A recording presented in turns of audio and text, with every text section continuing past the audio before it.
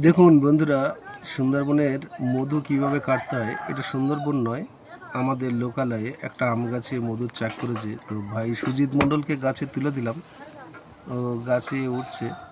দেখুন কিভাবে ধোঁয়া করে, আমি একটা মশারির মধ্যে বসে আছি ভিডিও করার জন্য, আর ও গাছে উঠছে কিভাবে দেখুন, ধোঁয়া দিয়ে।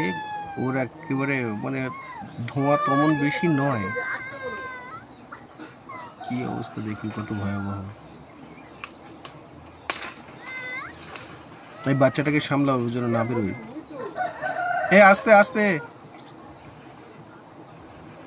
সাবধানে, আছে সামনে মধু আছে।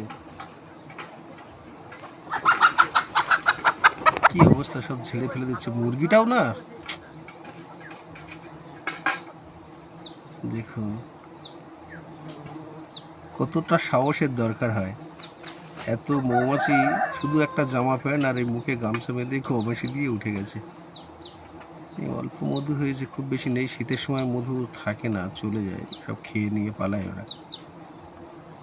ঠিক দেখুন, এই কাটা হয়ে গেল, ওই সামনে একটুখানি ছিল, যাই হোক।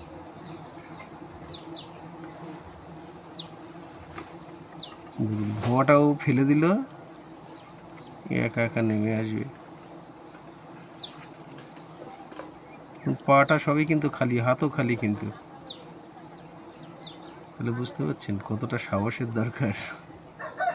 খুব সাহসের সঙ্গে কাজ করেন সুজিত মণ্ডল, মধু কাঠের। যদি আপনাদের দরকার হয় বলবেন, আমরা চলে যাব।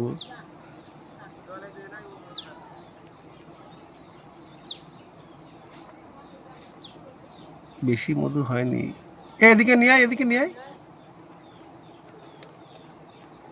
কোন দিকে? হ্যাঁ হ্যাঁ, ঠিক ঠিক, মধুর সঙ্গে মৌমাছি আসবে খুব। ঠিক আছে, তুই ওখানে এ কর, আমি এখন বেরোবো না, শান্ত হবে তারপর বেরোবো।